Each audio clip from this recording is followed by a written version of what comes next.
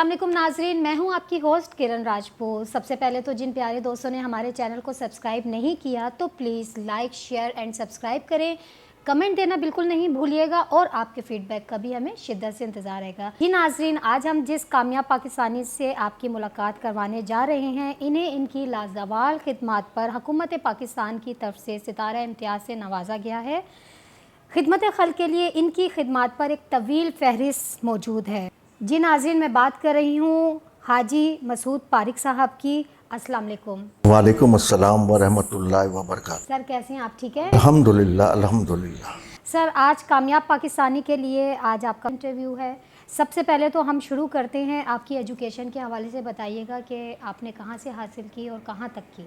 मैंने इंटर तक तालीम हासिल की नेशनल कॉलेज से कराची, और सारी तालीम दौर कराची में ही गुजर मेरा। जी अच्छा सर, ये बताइएगा जब अमली ज़िंदगी में आपने कदम रखा, ज़ाहिर है हर एक की ज़िंदगी में ये दौर आता है, तो उस वक्त क्या सोच, क्या आपके ख्वाब थे जब आपने सोचा कि बस मुझे कुछ बनना है या मुझे कुछ करना है? जिस तरह हर नौजवान का ख्वाब होता है कि अब पढ़ने के बाद कुछ ना कुछ करना है, और वही ख्वाब मेरे थे जो आम नौजवानों के होते हैं। वही ख्वाब लेके मैं चला और अल्हम्दुलिल्लाह अल्लाह रब्बुल इज़्ज़त के फ़ज़ल और करम से मैं कामयाब रहा। सर क्या ज़िम्मेदारियाँ थी, क्या वो चीज़ थी जो आप कुछ करने के लिए निकलना चाहते थे या बढ़ना चाहते थे? एक सोच होती है ना इंसान को, जिस चीज़ पर वो फोकस करता है कि मुझे ये काम करना है, इसके लिए मुझे चाहे बड़ी स्ट्रगल करनी है, बड़ा चीज़ों को फेस करना है, लेकिन मुझे कुछ करना है। वो क्या सोच थी? बस यही सोच थी कि अपने पाँव पे खड़ा होना है। अल्हम्दुलिल्लाह मेरे वालिदैन कारोबारी शख्सियत थे, कारोबार था उस वक्त मैंने ये शुरू किया, तो कोई ऐसे मासी मसाइल नहीं थे मेरे लिए। लेकिन फिर भी मैंने बोला कि मेरे करना है, वालिद साहब से इजाज़त दी और अपने तौर पे मैंने अपना काम शुरू किया, और अल्हम्दुलिल्लाह अल्लाह ने हाथ पकड़ा और मैं कामयाब होता गया। जी सर, आपके वालिद का जो बिज़नेस था, ये कारोबार था, वो किस हवाले से था? वो पोल्ट्री का कारोबार था और Pareek floor and rice mill थी, उसके अंदर वो थे। तो मैं भी अपना काम जो शुरू किया वो एज अ पोल्ट्री शुरू किया। पोल्ट्री रॉ मटेरियल का मैं सप्लाई करता था पोल्ट्री फार्म को, पोल्ट्री फीड वालों को। यानी जब जो आपके वालिद का बिज़नेस था उसी में उनके साथ आपने नहीं, उनके साथ उनसे हट के मैंने। तो सर उसके लिए पैसे और ये सारे इनकम ऑफ सोर्स वगैरह ये कहाँ से आई थी? मैंने वालिद से ऐड ली थी, उन्होंने ऐड दी थी, उसी पे मैं चला, उसी पे मैं खड़ा हुआ, और आज जो कुछ भी हूँ वालिदैन की दुआओं के तुफैल हूँ। आपकी फैमिली मेम्बर में से और भी कोई भाई इस लाइन में आए हों और आपका बाजू बने हों इस हवाले से? अल्हम्दुलिल्लाह मेरे छोटे भाई हैं, वो भी मेरे साथ ही, लेकिन वो 2 साल के बाद आए मेरे साथ और मेरे बाजू बने, और आज तक हम साथ हैं। जी सर, माशाल्लाह से आज जिस मकाम पर आप हैं, यहाँ पर पहुँचने के लिए बहुत से लोगों की ख्वाहिश होती है कि वो अहमद शाह बन जाएं, डॉक्टर अताउर रहमान बन जाएं, हाजी मसूद पारिक बन जाएं, लेकिन वो ये नहीं देखते कि पीछे की स्ट्रगल क्या है, पीछे की मेहनत क्या है, पीछे की कहानियाँ क्या हैं। वो इस चीज़ को नहीं समझते, लेकिन वो एक कामयाब सीट पर कामयाब इंसान को बैठे हुए समझते हैं कि मैं बहुत जल्द यहाँ पर पहुँच जाऊँगा। ये उनकी सोच है, लेकिन उन सोच को हम मुस्बत पहलू में, मुस्बत सोच में भी बदल सकते हैं। तो इस हवाले से सर बताइएगा, जो आपने अपनी ज़िंदगी में स्ट्रगल की या जो चीज़ें आप अचीव करना चाहते थे उस तक पहुंचने के लिए, वो मकाम हासिल करने के लिए क्या क्या चीज़ें फेस की, उस हवाले से हमें तफसीलात बताइएगा। देखो, मेहनत तो करनी पड़ेगी, इसके बगैर कोई नहीं। रिज़ल्ट इंशाअल्लाह अल्लाह रब्बुल इज़्ज़त अच्छा ही देंगे, अगर आप मेहनत करो ईमानदारी के साथ, नेक नीयती के साथ। मैं जिस चेयर पे बैठता था अपने ऑफिस में, सुबह 9 बजे मैं ऑफिस आता था, 8:30-9 बजे, और शाम को मैं मगरिब के बाद उस सीट से उठता था। तो मेहनत तो करनी पड़ेगी। मतलब सुबह मैं बैठता था तो शाम को उठता था, आप समझो कि इस दरमियान में 1 सेकंड के लिए भी नहीं उठता था। तो मेहनत तो करनी पड़ती है, लेकिन मेरे अल्लाह ने मेरी मेहनत से कई गुना ज़्यादा मुझे उसका फल अता फरमाया। अल्लाह से मांगते रहो और मेहनत करते रहो तो इंशाअल्लाह कामयाब हर शख्स होगा।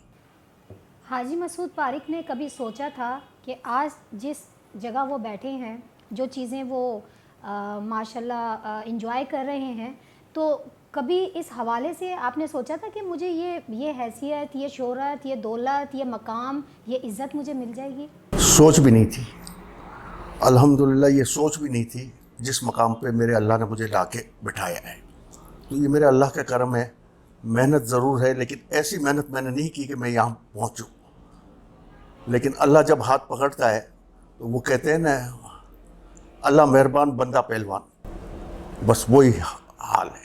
زندگی میں اگر پیچھے مڑ کے کبھی دیکھا ہو یا دیکھنا چاہیں تو کون سی محرومیاں, کون سی خامیاں جو رہ گئی ہوں, اگر چاہیں اس کا ازالہ اب بھی ہو سکے تو کون سی چیزیں ہیں؟ ایسی میرے خیال میں کوئی محرومی نہیں ملی. کامیابی ملی ہے, پرسکون زندگی ملی ہے الحمدللہ, اور اللہ کا شکر ادا کرتے ہیں ہر حال میں. تو مجھے کوئی محرومی والا سلسلہ نہیں ملا کہ مجھے یہ رہ گیا ہو کہ میں نے یہ نہیں کیا یا وہ نہیں کیا. یہ ضرور ہے کہ جوانی میں عبادت نہیں کی اتنی جو کرنی تھی, تو بس, باقی تو اور کچھ بھی نہیں ہے. سر, آپ جیسے لوگ جو بہت زیادہ اسٹرگل کر کے, خدمت کر کے کسی مقام پر پہنچتے ہیں, وہ لیجنڈس ہوتے ہیں نوجوانوں کے لیے, آج کی نسل کے لیے, جو ان کے لیے ایک لیسن بھی ہے, ایک میسیج بھی ہے. تو آپ یہ بتائیے گا کہ آپ کی اپنی فیملی میں سے, آپ کے اپنے بچوں میں کون آپ کے اس کاروبار کی فیلڈ میں آپ کے ساتھ کام کر رہے ہیں, یا وہ بھی آپ کی طرح آپ کے والد سے ہٹ کے کچھ بزنس کر رہے ہیں؟ میرا ایک بیٹا ہے الحمدللہ, اس نے بھی, میں پولٹری کے بزنس کے بعد 86 سے میں کنسٹرکشن میں آ گیا تھا, تو اسی سے چل رہا ہوں. میں پولٹری کا کام میں نے ختم کر دیا تھا, کیونکہ 86 میں ایک بہت بڑا کرائسس آیا تھا پولٹری میں, تقریباً سارے پیسے ڈوب گئے تھے لوگوں کے. تو اس کے بعد میں نے لائن چینج کی تھی اور کنسٹرکشن کی لائن میں آ گیا تھا. لیکن میرا بیٹا اپنا آن لائن خود کا کاروبار کر رہا ہے, کیونکہ وہ کہہ رہا تھا میں اپنا کاروبار اپنے ذہن سے, جس طرح میرا ذہن تھا اسی طرح میرے بیٹے کا ذہن ہے کہ میں الگ سے کروں, والد کے ساتھ نہ کروں, تو وہ الگ سے کر رہا ہے الحمدللہ. سر, زندگی کی کوئی ایسی خواہش یا ایسا خواب جو آپ چاہتے ہوں کہ یہ سب کچھ ملنے کے باوجود بھی اگر وہ بھی پورا ہو جاتا تو زندگی مکمل تھی؟ الحمدللہ ایسا کوئی بھی نہیں ہے, کیونکہ مجھے تو اللہ رب العزت نے یہ شرف بھی بخشا ہے کہ خانہ کعبہ میں 5 بار میں اندر گیا ہوں, غسل کعبہ میں. اب اس سے بڑی تو کوئی سعادت میرے لیے باقی نہیں ہے, اور میری کوئی ایسی خواہش نہیں ہے کہ یہ رہ گئی ہو. اللہ نے میری ساری خواہشیں پوری کر دی ہیں, اس رب کا کرم ہی کرم ہے, فضل ہی فضل ہے. سر, 22 سال پہلے مرحوم سید عبدالرزاق ٹیسٹی صاحب کے ساتھ مل کر میمن خدمت فورم بنانے کا آپ کو کیسے اور کیوں خیال آیا؟ ہم لوگ گئے تھے کراچی ایئرپورٹ پہ, ایک ہمارے دوست تھے, وہ جا رہے تھے ان کو چھوڑنے کے لیے. جب وہاں گئے تو دیکھا کہ ایک لیڈیز کو واش روم کی ضرورت پڑی, تو وہاں کوئی واش روم نہیں تھا. تو کچھ عورتوں نے اپنے دوپٹے کیے اور وہ عورت کونے میں جا کے بیٹھ گئی. یہ دیکھ کر بہت معیوب لگا کہ کراچی جیسے شہر کے اندر یہ تو ایک ایسی ضرورت ہے کہ کسی وقت کسی کو بھی ہو سکتی ہے. اس کے بعد میں نے سول ایویلیشن کو ایک لیٹر لکھا کہ بھئی آپ کیا کر رہے ہو, یہاں واش روم بنائیں. اس وقت ڈی جی سول ایویلیشن علی الدین صاحب تھے, انہوں نے مجھے بلایا اور مجھے کہا آپ کیا چاہتے ہو. میں نے کہا آپ اتنا پیسے لے رہے ہو لوگوں سے ٹیکس کی صورت میں, ٹکٹ کی صورت میں, تو آپ یہ فیسلٹی دیں. انہوں نے بولا ہمارے پاس اتنی گنجائش نہیں ہے, لیکن ہم یہ کر سکتے ہیں کہ اگر آپ بنانا چاہیں تو ہم آپ کو ایک جگہ الاٹ کرتے ہیں, وہاں آپ بنا دیں. تو الحمدللہ اس کے بعد میمن خدمت فورم کے تحت ہم نے وہاں حجاج کرام کو رہائش کے لیے, لیڈیز کے لیے اور الگ, جینٹس کے لیے الگ, اور باتھ روم بنا کے دیے, جو ابھی اولڈ ایئرپورٹ پہ چل رہا تھا, جو ابھی نیا ایئرپورٹ جب سے بنا ہے وہ ختم. خدمت خلق پر آپ نے بہت زیادہ کام کیا ہے, اور ایک یہ جذبہ ہوتا ہے خدا کی طرف سے, ایک عطیہ ہوتا ہے, ایک گاڈ گفٹڈ ہوتا ہے, یہ ہر ایک کو نصیب نہیں ہوتا. کیا سوچ کر, کس جذبے کے تحت آپ کے اندر یہ چیزیں آتی تھی؟ کوئی مشورہ دیتا تھا, کوئی آپ کو اپنے ساتھ شامل کرتا تھا, یا آپ کی خود اندر کی آواز تھی کہ نہیں یار انسانیت کے لیے یہ کام کرنا ہے, یہ چیز کی کمی ہے تو یہ میں کر لوں؟ مجھے یہ پتہ ہی نہیں چلا کہ کب میں اس لائن میں شامل ہوا, کس طرح ہوا. بس اللہ نے کروا دیا اور میں شامل ہوتا گیا, کام کرتا گیا. اور میمن خدمت فورم کے تحت 22 سال ہم نے کراچی ایئرپورٹ, سکر ایئرپورٹ اور کوئٹہ ایئرپورٹ پہ خدمت کی, جس میں حجاج کرام کو تقریباً 27 چیزیں فی سبیل اللہ دی جاتی تھی, جس میں تسبیح, احرام, چپل, بیلٹ, چھوٹا کلام پاک, ایک بڑا کلام پاک, دینی کتابیں, اور ایئرپورٹ پہ ہمارے وہ ساتھی جنہوں نے 8-8 10 حج کیے ہوئے تھے وہ آتے تھے اور وہ لوگوں کو تربیت کرتے تھے وہاں کہ بھائی آپ جاؤ گے تو کس طرح حرم میں داخل ہونا ہے، اس کے بعد کیا لوگوں کا خیال رکھنا ہے. تو اس طرح یہ کام شروع ہوا اور الحمدللہ ابھی تک چل رہا ہے. لیکن سر ابھی باقاعدہ طور پہ یہ چیزیں دیکھنے کو نہیں ملتی، کیا وجہ ہے؟ کیا مطلب یہ ٹرینڈ چینج ہو گیا ہے یا طریقہ کار چینج ہو گیا ہے؟ مطلب کامن اگر جایا جائے جیسے آپ یہ سارا بتا رہے ہیں پروسیجر، اس طرح سے اب عموماً دیکھا نہیں گیا ہے نہیں، 3 سال سے کووڈ کی وجہ سے سول ایویلیویشن والوں نے ہمیں وہاں جگہ نہیں دی. انشاءاللہ اس سال امید ہے کہ وہ مل جائے گی. تو وہاں ہمارا کیمپ ہر سال 3 مہینے کے لیے 3.5 مہینے کے لیے لگتا ہے اور ہمارے ورکر 24 گھنٹے وہاں حاضر ہوتے ہیں. آپ رات کو 3 بجے چلے جائیں یا صبح 8 بجے چلے جائیں یا دوپہر کو 2 بجے چلے جائیں. یہ سارے پیڈ ورکر نہیں ہیں، یہ سارے ہمارے فی سبیل اللہ. اور اس میں وہ بچے بھی ہیں کہ جنہوں نے شاید اپنے گھر کے اندر کبھی پانی بھی اپنے ہاتھ سے اٹھا کے نہیں پیا ہوگا. ان کو پانی پلانے والے بھی نوکر چاکر ہیں، لیکن یہ صرف اس جذبے کے تحت وہاں بیٹھتے ہیں اور کام کرتے ہیں. سر مزید زندگی میں ابھی کون سے ایسے پلانس یا ایسے کون سے کام ہیں جو آپ چاہتے ہیں کہ اگر یہ بھی ہو جائیں تو اچھا ہو جائے گا اور عوام کے لیے سہولت ہو جائے گی؟ میں پہلے بھی سول ایویلیویشن کو گورنمنٹ آف پاکستان کو لکھ چکا ہوں کہ جو حجاج کرام پاکستان سے جائے وہ بغیر تربیت کے نہ جائے. چاہے وہ تربیت کسی بھی مسجد سے لے لے، مدرسے سے لے لے، کسی این جی او سے لے لے. کیونکہ مسئلہ یہ ہے کہ لوگوں کو پتہ نہیں ہے. وہاں جب پہنچتے ہیں تو ان کو پتہ ہی نہیں ہے کہ کیا کرنا ہے ہمیں. تو اور زندگی میں ہمارے وہ لوگ ہیں کہ بہت سے بار شاید لائف میں ایک بار جا سکتے ہیں پیسے جمع کر کے، تو دوسری بار ان کو موقع ملے نہ ملے تو وہ جب جائیں تو تربیت ان کے پاس ہونی چاہیے کہ مجھے مکہ میں کیا کرنا ہے، مدینہ منورہ میں کیا کرنا ہے، کیا یہاں کا ادب ہے، کیا احترام ہے، وہ پتہ ہونا چاہیے. یعنی تربیت اور ہوم ورک کمپلیٹ ہو تو ظاہر ہے وہ اچھے سے عبادت بھی کر سکتے ہیں، پریزنٹیشن بھی وہاں دے سکتے ہیں. بالکل. تو یہ ظاہر سی بات ہے اگر آپ کو شعور نہ ہو تو عبادت بھی نہیں ہو سکتی. اب آپ دیکھیں گے مکہ میں کہ مکہ کے اندر آگے جگہ خالی ہوگی اور پیچھے صفحے بنا کے بیٹھ جائیں گے. جی. تو آگے بندہ جا ہی نہیں سکتا. بھائی آپ کو اگر نہیں آنا آپ سائڈ پہ ہو جاؤ یا آگے بڑھو، کیونکہ پیچھے بھی تو لوگ آئیں گے. یہ تربیت ہونی چاہیے کہ ہمیں آگے صف میں ملنا ہے تو کس طرح ملنا ہے، مکہ کا احترام کیا ہے، مدینہ منورہ کا احترام کیا ہے، کس طرح ہمیں وہاں رہنا ہے. کہ آپ تو 1 مہینے کے لیے جا رہے ہو، اس کے اندر 1 مہینہ آپ پابندی ساری.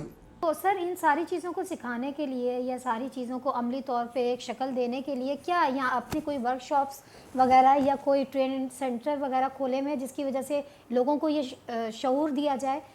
کیا پروسیجر آپ نے رکھا ہوا ہے؟ کراچی کے اندر تقریباً ہر جگہ یہ ورک شاپ ہوتے ہیں، مختلف مساجد میں، مختلف مدارس میں، مختلف این جی اوز کراتی ہے. عالمگیر نے بھی عالمگیر مسجد کے اندر یہ تربیت رکھتی ہے کہ 8 سیشن 6 سیشن، تاکہ آپ آئیں اور وہاں جا رہے ہیں تو سمجھیں تو صحیح کہ آپ کو کرنا کیا ہے. تو لوگ آتے ہیں. اچھا آتے وہی لوگ ہیں جن کا جذبہ ہوتا ہے. کراچی والے تو پھر بھی آ جاتے ہیں اور ان کو سمجھ ہوتی ہے. جو انٹیریل سندھ سے آتے ہیں انہیں بیچاروں کو کوئی پتہ نہیں ہوتا، وہ افسوس ہوتا ہے. اچھا سر کچھ بات کر لیتے ہیں ویلفیئر کے حوالے سے، ٹرسٹ کے حوالے سے، تو ان کی کچھ ہمیں تفصیلات آپ سے چاہیے ہوں گی. سب سے پہلے تو سر ہمیں یہ بتائیے گا کہ زینب ٹرسٹ بنانے کا خیال آپ کو کیوں کرایا؟ زینب ٹرسٹ بنانے کا خیال جب 2000 والا زلزلہ آیا تھا تب بہت سے بچے یتیم ہو گئے تھے، تو ہم نے سوچا تھا ان یتیم بچوں کو رکھیں گے. لیکن وہ اس وقت پاسبل اس لیے نہیں تھا کہ وہ شمالی علاقہ جات اور صوبہ سرحد کے بچے یہاں نہیں آ سکتے تھے. تو وہ ہمارا پوسٹ پون ہو گیا. لیکن 2 سال کے بعد ہم نے دیکھا کہ اس فیلڈ کے اندر بہت گیپ ہے، تو اسپیشل بچوں کا ہم نے اسکول کھول لیا اور وہ شروع کر لیا.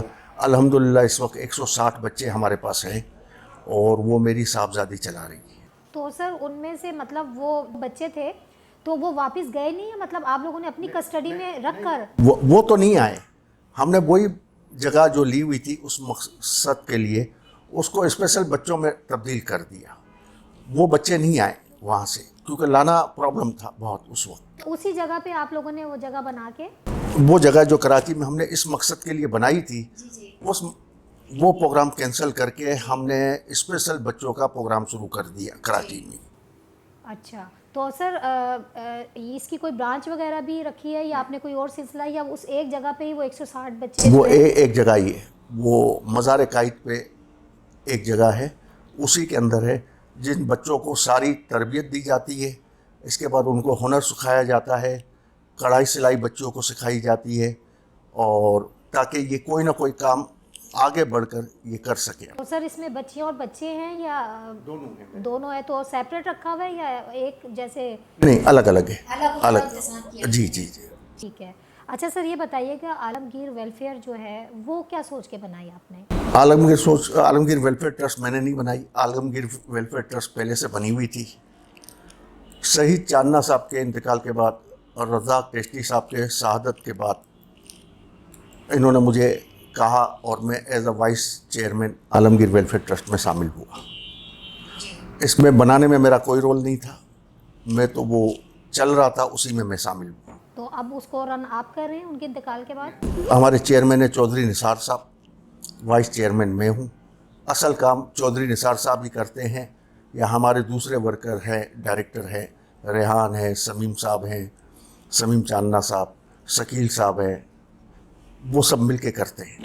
سر سب بیم اسکول، اس کے پیچھے کی کہانی کیا ہے؟ سن بیم اسکول یہ ہے کہ میری فیملی نے ڈونیٹ کیا تھا اپلیٹا میمن ایسوسیشن کو، کہ یہاں یہ لیاری کے علاقے کے اندر ہے، یہ وہ علاقہ ہے کہ جہاں آج سے کچھ سال پہلے کوئی جا بھی نہیں سکتا تھا، تو برادری کے بچے اور وہاں ایسے بچے جو وہاں منشیات عام ہیں، تو اس طرف نہ جائے بچے، اس لیے اسکول وہاں کھولی تاکہ بچے وہاں پڑھیں۔ آج بھی وہ اسکول قائم ہے الحمدللہ، اور تقریباً 350-400 بچے ہیں ہمارے پاس۔ ان میں بچیاں بھی یا صرف بچے ہیں؟ دونوں ہیں، بچیاں بھی ہیں، بچے بھی۔ تو سر اس اقدام کے بعد آپ کیا سمجھتے ہیں؟ یہ بہت زبردست کام ہے، مطلب منشیات کی طرف بچے نہ جائیں اور بھی اس طرح کی غیر سرگرمیاں جو ہیں اس میں نہ انوالو ہوں، تو کچھ فرق پڑتا ہے؟ کچھ چیزیں آپ اس میں کنٹرول کر پائے ہیں یا یہ تو آپ نے ان بچوں کو سنبھال لیا، ایک جگہ بنا دی کہ ان کو ایک بینیفٹ دے دیا، لیکن جیسے عام معاشرے کے جو لوگ ہیں تباہ ہو رہے ہیں، تو اس کے حوالے سے بھی کوئی آواز اٹھا رہے ہیں یا اس کے علاوہ ان کے لیے بھی کوئی اقدامات کیے جا رہے ہیں؟ ان کے لیے تو ہم نہیں کر سکتے، ہم اپنی اسکول اور ان کے والدین، والد بھی اگر خدا نخواستہ اس منشیات میں ہیں تو کوشش کرتے ہیں، سمجھاتے ہیں کہ تم تو تباہ ہو رہے ہو، اپنی اولاد کو بھی تباہ کرو گے۔ تو میرے خیال میں 100 میں سے 2 آدمی ہماری بات سنتے اور سمجھتے ہیں، باقی سنتے اور سمجھتے نہیں ہیں۔ ٹھیک ہے۔ اچھا سر صفا اکیڈمی جو ہے اس میں کیا کام کروائے جاتے ہیں؟ اس میں سارے یتیم بچے ہیں، اسلام آباد کے اندر قائم ہے، 110 بچے ہمارے پاس ہیں، اور اس کی دوسری برانچ الگ سے ہے جس کے اندر بچیاں ہیں 38۔ تو وہ ہم ان علاقوں سے چترال، گلگت بلوچستان، آزاد کشمیر، وہاں کے بچے جو یتیم ہیں، جن کا کوئی والی وارث نہیں ہے، ہم نے وہاں ان کو رکھا ہوا ہے، لیکن وہ کوئی مدرسہ نہیں ہے، ہم نے ہاسٹل بنا کے دی ہے۔ صبح وہ اٹھیں گے، اٹھ کے نماز پڑھیں گے، نماز پڑھنے کے بعد ناشتہ کریں گے، ناشتہ کرنے کے بعد ان کے کپڑے ان کو تیار ملیں گے، تو یہ پہن کر اسکول جائیں گے۔ اسکول انٹرنیشنل اسکول اسلام آباد کے اندر ہم نے ان کا داخلہ کروایا ہے، جس کی 13 برانچیں آلریڈی اسلام آباد میں ہیں۔ اس اسکول کی بڑی اسکول ہے۔ دوپہر کو 1 بجے وہ آئیں گے واپس، آنے کے بعد وہ نماز پڑھیں گے، کھانا کھا کے آرام کریں گے، عصر پہ اٹھیں گے، عصر کی نماز پڑھیں گے، اس کے بعد عصر سے مغرب ان کے لیے کھیل کا میدان کھلا ہوا ہے، جسے کرکٹ کھیلنی ہے، فٹ بال کھیلنی ہے، ہاکی کھیلنی ہے، وہ کھیلیں۔ مغرب کی نماز پہ وہ واپس آئیں گے اور مغرب کی نماز پڑھیں گے۔ اس کے بعد ایک مولوی صاحب آئے گا جو ان کو ناظرہ کلام پاک پڑھائے گا، اور استاد ہوں گے جو ان کو ہوم ورک کرائیں گے۔ عشاء کی نماز پڑھیں گے، کھانا کھائیں گے، اور رات کو 10 بجے تک ٹی وی آن ہوتا ہے وہاں، 10 بجے کے بعد آف ہو جاتا ہے وہاں۔ جس طرح ایک گھر کی لائف ہوتی ہے، سسٹمیٹک پورا آپ نے رکھا ہوا ہے۔ تو سر کیا وجہ اسلام آباد میں وہ کیوں بنائی ہے؟ مطلب زیادہ تر تو آپ کے یہاں پہ جو آپ خدمت خلق پر چیزیں کر رہے ہیں وہ کراچی ہی بیسڈ کر رہا ہے، لیکن اسلام آباد میں کیا وجہ؟ اسلام آباد میں اس لیے بنائی ہے کہ یہ جو یتیم بچے ہیں ان اطراف کے ہیں، مانسیرا کے ہیں، میرے پاس بہت سے بچے، اب کسی کی خالہ ہے، کسی کی پھپھی ہے، تو وہ سال میں ایک بار ملنے، تاکہ انہیں قریب پڑے سہولت رہے۔ وہ افورڈ نہیں کر سکتے کہ وہ کراچی اپنے کسی بھانجے بھتیجے کو دیکھنے کے لیے آئیں، वैसे ही गुर्बत उनके पास है। उनके पास इतनी गुर्बत है कि वो अपने घर के लोगों को यतीम खाने में दे देते हैं, अपने भाई के बेटे को, बहन के बेटे को वो रखते नहीं हैं, या बच्ची को रखते नहीं हैं। तो जब इतना अफोर्ड नहीं कर सकते तो वो कराची देखने कहाँ आएंगे? कम से कम उनसे ताल्लुक़ तो रहे, एक भले साल में 2-4 बार मिले। और जब छुट्टियां होती है स्कूलों की तो हम इनको कहते हैं अगर इनके रिश्तेदार ले जाना चाहें तो 4-6 दिन 8 दिन के लिए लेके जाएं, तो वो लेके जाते हैं। बहुत से 50% के लोग जाते हैं, 50% बच्चे नहीं जाते क्योंकि उनका कोई भी नहीं है, तो वो वहीं हॉस्टल में रहते हैं। तो सर इस एकेडमी को कितना टाइम हो गया? इसको तकरीबन हो गए 13 साल। 13 साल में तो सर जिस तरह से आपने सारा बताया, तालीम के हवाले से, सरगर्मियों के हवाले से, फिर एक घर का माहौल दिया हुआ, पूरा सिस्टमेटिक हर चीज़ है, तो सर उसमें से बहुत से नौजवान तो इस काबिल होंगे कि माशरे में वो कुछ परफॉर्म कर सकें, कुछ काम कर सकें। तो इसके हवाले से भी आप उनको मोटिवेट कर रहे हैं या सिर्फ वो 4 दीवारी तक ही है कि उनको आपने एक अच्छी नहीं, अभी हमारे बच्चे 4 बच्चे पहली बार मैट्रिक क्लियर करके आगे जा रहे हैं। अच्छा, हमारा इरादा यही है कि ये कम से कम ग्रेजुएट कर लें, अपने पाँव पे खड़े हो जाएं, फिर उनकी किसी न किसी तरीके से उन बच्चियों में से किसी की, क्योंकि हमारे पास जो बच्चियां हैं वो ज़्यादातर इन्हीं बच्चों की बहनें हैं। अच्छा, फैमिली में से ही एक भाई, क्योंकि हमारे लिए प्रॉब्लम यह था कि वहाँ के लोग चीख रहे थे कि आप बच्चे तो लेके चले गए, इनकी बहनों को कौन लेगा। अभी हमारे पास इतनी गुंजाइश नहीं है, वरना वहाँ 200-300 बच्चियाँ भी मिल सकती हैं। तो इनकी कहीं ना कहीं करा के, कहीं ना कहीं जॉब, हमारी कोशिश ये होगी कि ये बच्चे जॉब पे लग जाए, कहीं ना कहीं जॉब पे लग जाए, इनकी शादी करा के इनको अपने घर रवाना करें।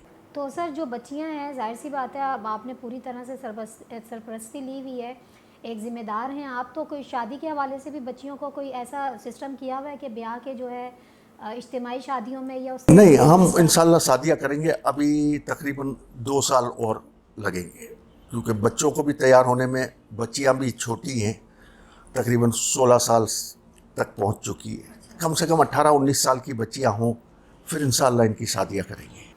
ठीक है। अच्छा सर, ओपलेटा मेमन एसोसिएशन ये किस हवाले से बनाई है? ये तो हमारी मेमन बरादरी जिस इलाके से आती है उसकी जमात एक बनती होती है। तो ओपलेटा मेमन एसोसिएशन गुजरात का एक गांव है इंडिया में, उस नाम से यहाँ है, और ये अपनी बरादरी के लोगों के लिए खिदमत करती है। तो अल्हम्दुलिल्लाह उसका बिला मुकाबला में सदर अभी पिछले दिनों मुंतखब हुआ हूँ। अल्हम्दुलिल्लाह आने के बाद हमने एक हेल्थ कार्ड निकाला है जिसके अंदर बरादरी के 5 लोगों को लिए एक कार्ड होगा, जिसमें 5 लाख रुपए तक की, इसे खुदा ना करे, अल्लाह ना करे, ज़रूरत पड़े तो वो किसी भी अस्पताल में चला जाए और अपना इलाज करवा ले। उसे हमारे पास आने के लिए ज़रूरत नहीं है कि वो रात को 12 बजे फ़ोन करे कि मुझे अपेंडिक्स हुआ है या खुदा न खास्ता अटैक आया है या प्रॉब्लम आया है। तो हमने वो कार्ड इनको जारी करवा दिया है, तो वो किसी भी अस्पताल में चले जाए और सालाना 5 लाख रुपए तक का फ्री है। यानी उन्हें ये इजाज़त है कि इसके अंदर तक आप अपनी जो भी मेजर बीमारी या जो भी है उसको ट्रीटमेंट करवा लें। सही है। अच्छा सर, अभी जो हालिया सैलाब गुजरा है पाकिस्तान में, जो आया था, जिस तरह से आपने देखा पंजाब, ख़ास तौर पे पंजाब में इंटीरियर में तबाही हुई थी, उसके हवाले से भी कुछ काम आपने किए हैं या वहाँ से भी कुछ इस तरह के बच्चे या जो बेसरो सामान जो फैमिलीज़ थी उनके हवाले से भी आपने कुछ किया है? इसमें कोई यतीम बच्चे नहीं हुए थे ऐसे कि ये हो। इस सैलाब के अंदर आलमगीर वेलफेयर ट्रस्ट ने भरपूर काम किया और अभी तक कर रहा है। अभी दूसरे तो सारे ख़त्म हो चुके हैं, लेकिन आलमगीर वेलफेयर ट्रस्ट आज की तारीख में भी सैलाब ज़दगान के लिए काम कर रहा है, अंदरूनी सिंध, बलूचिस्तान, और मेरे ख्याल में ये करते रहेंगे जब तक ये पूरा ख़त्म नहीं हो जाता। सर माशाल्लाह से जिस तरह आप वेलफेयर पे, फाउंडेशन पे, ट्रस्ट पे जिस तरह आप काम कर रहे हैं, और कहीं किसी के आप चेयरमैन हैं, किसी के आप ट्रस्टी हैं, किसी के आप प्रेसिडेंट हैं, इस हवाले से बताइएगा कि इतना एनर्जी आपके अंदर कहाँ से आ जाता है? इन सब चीज़ों को आप मैनेज कैसे कर लेते हैं? क्या एक प्रोसीजर आपने रखा हुआ है इन सब चीज़ों का? मैं कुछ भी नहीं करता, अल्लाह रब्बुल इज़्ज़त ने मेरे वक्त में बरकत दे दी है, मेरे काम में बरकत दे दी है, बस यही कह सकता हूँ। सोच कर नहीं हो सकता, ये खुद ब खुद अल्लाह रब्बुल इज़्ज़त चलाता है और अल्हम्दुलिल्लाह मैं चल रहा हूँ, जब तक चलाता रहे मेरा रब। سر آپ کیا سمجھتے ہیں کہ آپ نے اپنی زندگی میں اپنے ساتھ یا اپنے پیچھے کچھ ایسے حاجی مسعود طارق تیار کیے ہیں جو آپ کی جو خدمت خلق کا ایک مشن ہے اس کو برقرار رکھیں اور آگے لے کے جائیں؟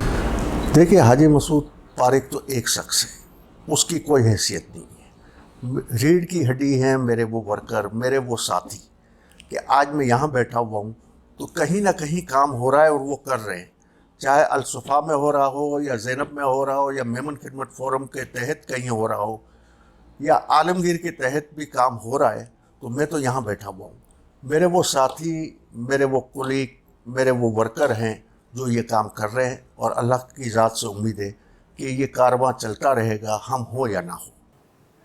آخر میں بحیثیت کامیاب پاکستانی، آج کی نوجوان نسل جو بے راہ روی کا شکار ہے، جو شارٹ کٹ کے چکر میں ہے، وہ سمجھتی ہے کہ تعلیم ان کے لیے اتنی اہمیت نہیں رکھتا، لیکن وہ تمام لوازمات جس مقام پر آپ پہنچے ہیں یا آپ جیسے بہت سے کامیاب لوگ پہنچے ہیں تو وہاں تک ہم پہنچ جائیں، بس ہمیں اور محنت نہ کرنی پڑے۔ تو ان کے لیے ایک ایسا میسیج، ایک ایسا سبق، اپنی زندگی کا ایکسپیرینس آپ ان کے ساتھ شیئر کریں تاکہ ان کو مثبت ایک میسیج جائے۔ پہلے کا وقت اور تھا کہ پڑھا لکھا نہیں بھی ہوتا تھا تو لائف گزر جاتی تھی، گزارا ہو جاتا تھا۔ اب جو دور ہے اور جو دور آنے والا ہے اس کے اندر بغیر تعلیم کے آپ زیرو ہیں، آپ کچھ بھی کر لو، ہر صورت کے اندر تعلیم حاصل کرنی ہے، تعلیم حاصل کرنی ہے، علم حاصل کرنا ہے، اور علم حاصل کرو گے اور محنت کرو گے تو انشاءاللہ سب کچھ مل جائے گا۔ اللہ سے مانگتے بھی رہنا ہے، اللہ کی مدد بھی آئے گی اگر آپ مانگتے رہو گے تو انشاءاللہ کامیابی آپ کے قدم چومے گی۔ بہت شکریہ حاجی مسعود طارق صاحب، آپ نے ہمیں اپنا قیمتی ٹائم دیا۔ جی ناظرین، آپ نے حاجی مسعود طارق صاحب کے جوابات سنے، امید ہے آپ کو ہمارا پروگرام پسند آیا ہوگا۔ اگلی دفعہ پھر کسی اہم شخصیت کے ساتھ آپ کی ملاقات کروائیں گے، جب تک کے لیے اجازت دیجیے۔ اللہ نگہبان۔